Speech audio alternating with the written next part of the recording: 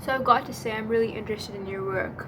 So interested, in fact, that over my wax burn, I've put some cream, and I've been trying to come up with a script for this video for a while. I thought that if I would try to record myself, I'd be able to kind of articulate how I feel about your music, your work, and I suppose what that work represents to me, and the great meaning it has for me. But I've kind of not been able to do that. I thought if I type it out, I would just be really self-aware and I could go back and edit what I have to say to you, or I would kind of just be prone to trying to make it sound really poetic, and that would just make my writing come across really manicured, and like there would be a great imposition of myself on what my soul is trying to say, which sounds like, yeah, maybe I can still be self-aware here too, but I just wanted to say many things, and I was hoping to kind of record that journey and share it with you. I was watching Gilmore Girls the other day, and there's this scene where Norman Mailer is being interviewed by this young reporter at Yale University who goes to school with Rory Gilmore, and he starts off the interview by complimenting Norman Mailer, and Norman Mailer says that beginning an interview like that with a compliment is not a good idea.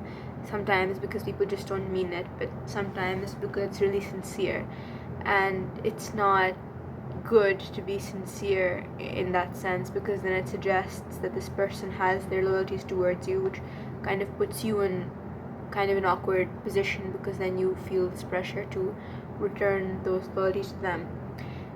And I feel like the nature of your music and the type of listener you have makes it such that I imagine when people do come up to you and share with you what role your music has had in their life, or the meaning that they've given your music, or what they've gotten out of it, can be quite emotionally exhausting. Like, sometimes I feel like any kind of messiah or prophet or religious messenger has sort of probably felt that way too, or I suppose a pastor or a doctor, where people will come up to you seemingly any situation and just share like really intimate details of their life with you.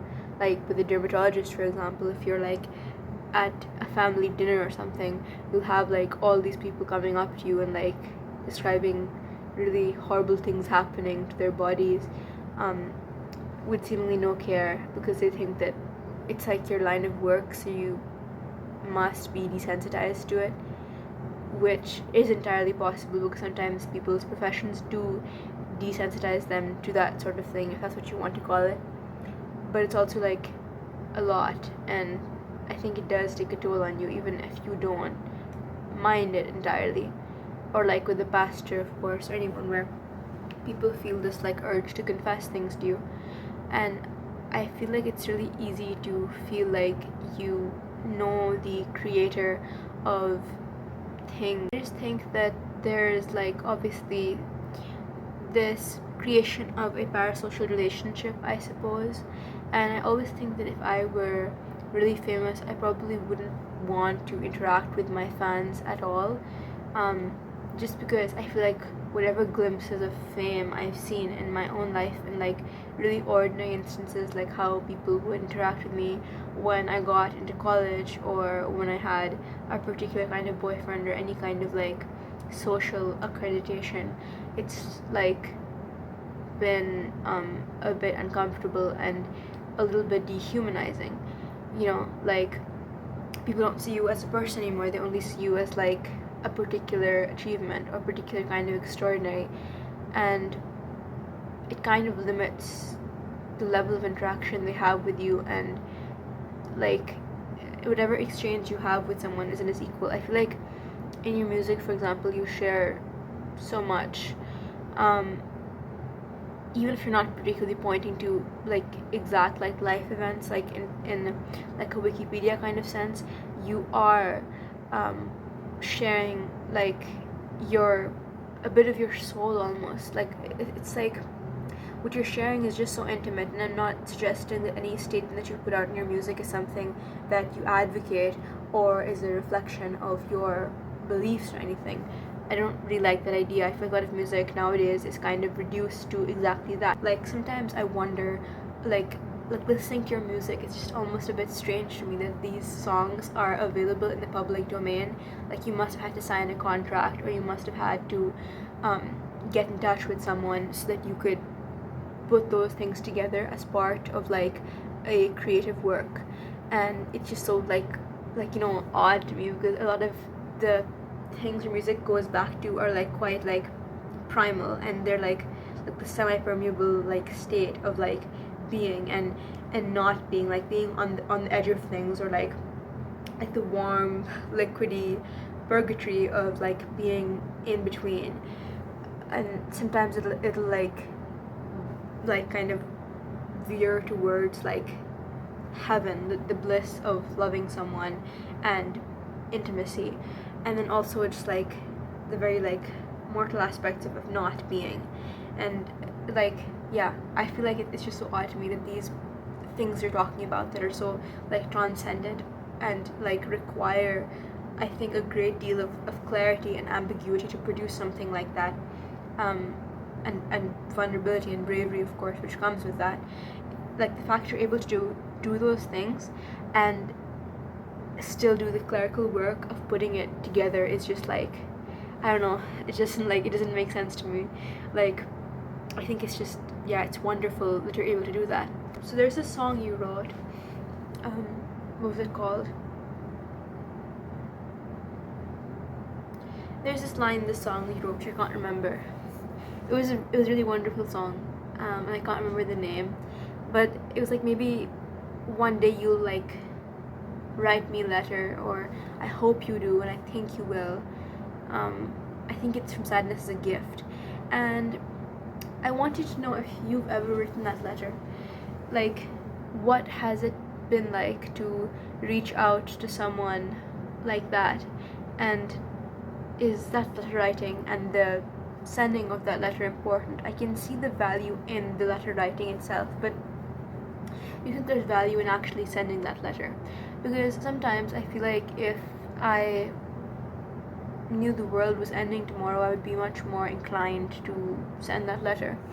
But because it's not ending tomorrow, and because I have to live with myself, and because life is short, I can be a bit hesitant about sending that letter. And I wanted to know if you ever sent a letter to someone, it's brought you peace, because whenever I've done something like that, it's just like, it's not brought me peace at all. It's like really complicated things and made me lose trust in myself and a bunch of other things. But if you really love someone, you think that letter is worth sending, and should you wait until you're ready to send that letter? And how do you know when you're ready?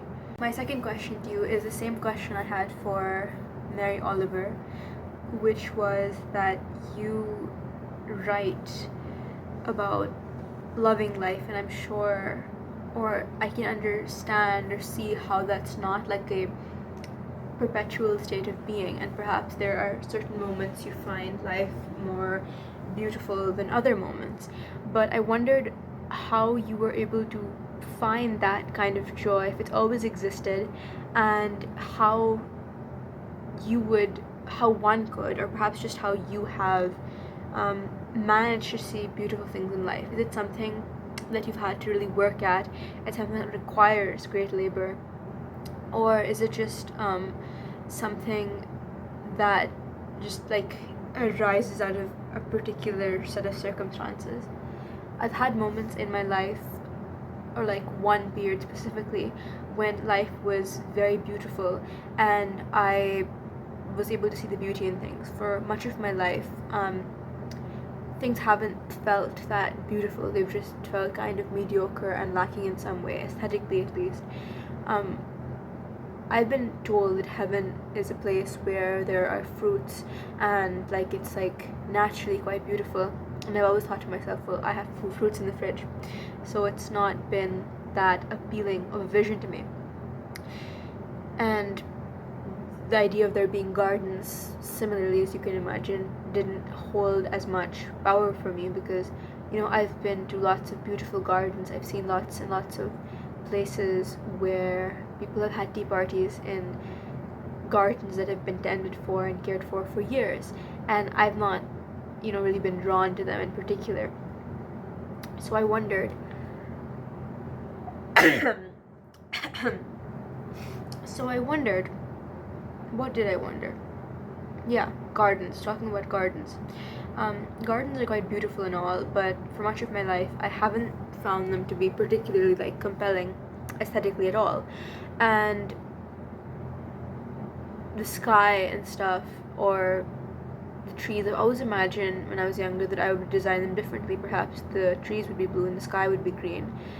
But as I've gotten older, I experienced a period in my life where, like Beyonce said, it's like I've been awakened.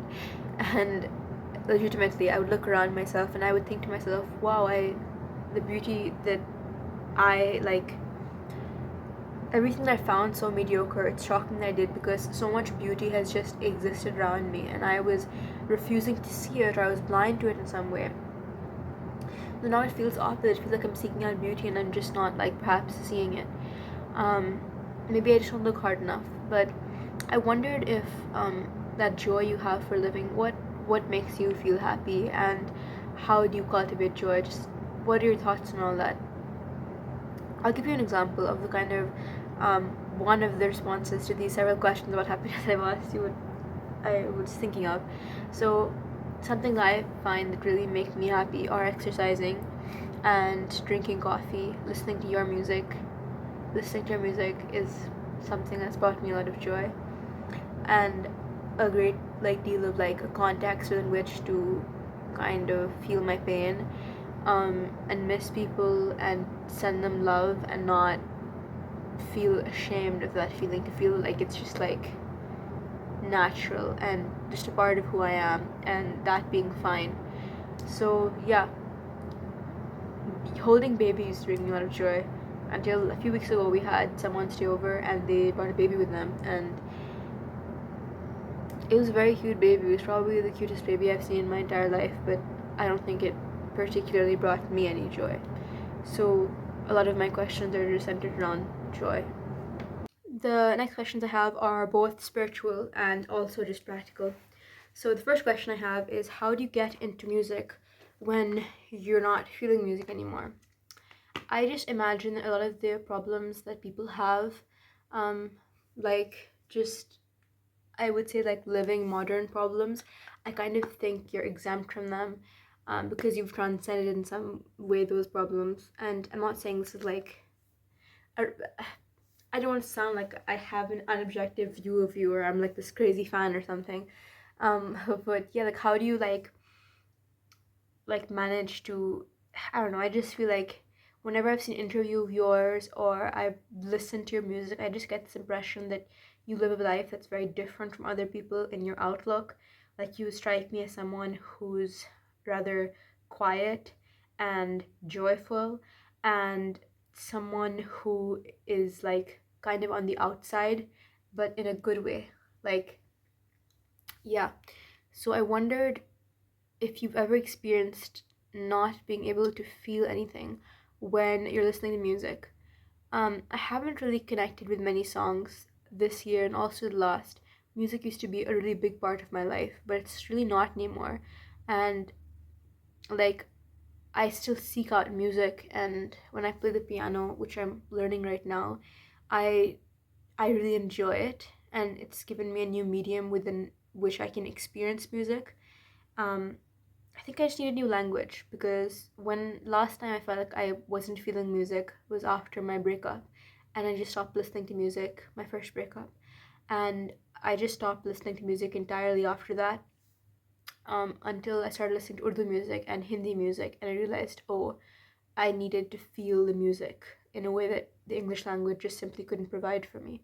But I've tried doing that, tried listening to Urdu music again, and I suppose if I get into instrumentals, maybe I'm just like, it's too verbose, like my thoughts and what's happening around me and the people I talk to, it's all just so wordy, yet so like mediocre or something or the other, like lacking in any kind of actual real connection sincerity, like meaning, like belonging, I suppose, like connection, belonging, like, yeah, understanding, I don't know. But I was just wondering, like, how do I connect with music again? If you have any suggestions. So that's one question. I really like Womb. I've really listened to that song. Like, it's like been chicken soup for the soul, kind of, that song for me. It's really meant something to me. Um, there are songs of yours that, like, haven't brought me peace or anything exactly. They brought me catharsis, and like a lot of songs that provide me that level of catharsis and like fulfillment of my rage aren't that good for me. A lot of the music of Mitski, for example, a lot of like death metal and punk music, it's not good for me. It like um it's just not good for me at all. But that level of catharsis that I get with that music in the past, I'm able to find new music, but I don't feel like it's bad for me. I also wondered what your relationship was like with your fans. Um, I actually saw this Ask Me Anything post that you had put up um a while back, and on one of those, I think a lady, I'm not sure if it was a lady or not, I just imagine this person was a lady, said that they had to send you a song or something and you just drop your email there. I think I will, that's where I'm planning to send this video. Um, if I ever post it, or if I ever like stop having things to ask you, I think I'll just compile it in a video and I'll send it to you. But I would really like to know what does it feel like to have people like come up to you and like confess things and share that, like what is that like? How does it make you feel?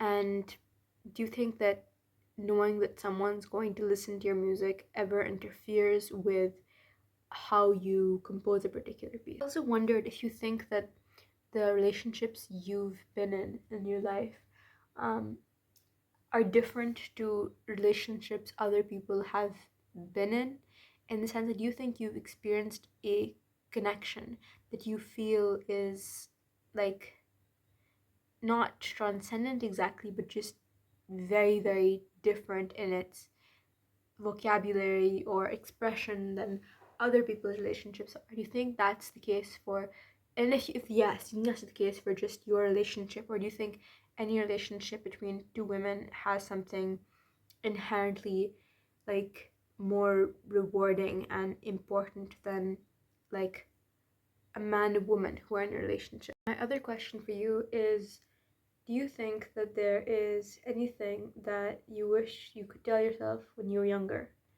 I understand that life experiences shape you and whatnot, but do you think there is anything that you would have liked to tell your younger self that she could benefit from hearing, or just something that you would like her to know? Additionally, when you think of your younger self, is it always in positive terms?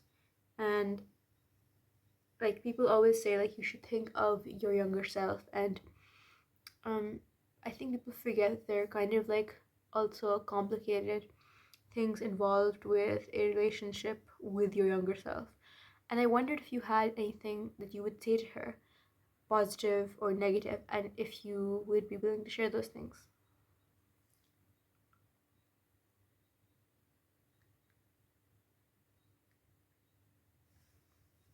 Okay, those are all my questions. Um, I don't know how to put this into words actually, because I've often thought of what I would do if I ran into you on the street or somewhere. And actually, I had a dream about it. I had this dream. I hope this is not. It would really freak me out if someone I'd never met had a dream about me. It would be really weird.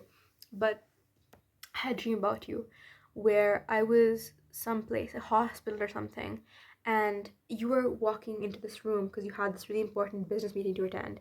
And I was trying to talk to you. Like, I really wanted to say, just wanted to say something to you. I had to speak to you. Like, I was like, oh, that's Adrianne. Like, you're wearing a cowboy hat. Like, you're wearing, like, the exact thing you're wearing on the cover of, like, your new album. I think it's called Sadness is a Gift. I really don't remember, but it's a great, great album. It's one of, I think it's my favorite work of yours so far. Like, it's better than a best kiss. It's better than your projects with Buck make it just like, or it's like it's even better than stuff you done with Big Thief. And I was originally someone who was a Big Thief fan first and Adrian Lenker fan second, but that album was just incredible. Like it just like every song you listen to, I listened to the singles that came out, and then I had to stop myself because they were just so delightful. They were just so wonderful.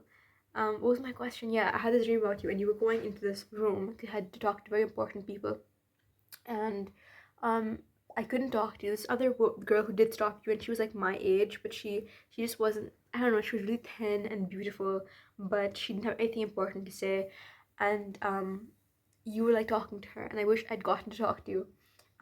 So keeping that dream in mind, and also just like my imaginations of what I would say if I got to talk to you. Um, I just like always wondered how I would be able to articulate all the importance your music has for me. You know, like I don't have any posters of you on my wall. I only have, to be fair, 5 posters on my wall. One of Friedrich Nietzsche, one of Zuko from Avatar, one of Louis Pasteur, um, one of the Jedi Code, and one of Aang in the Avatar state. There's no Adrian Lenker on my walls, as far as I'm aware. If you look at my walls, you'd see that they're actually all like ripped off, and there's like not much of anything on my walls.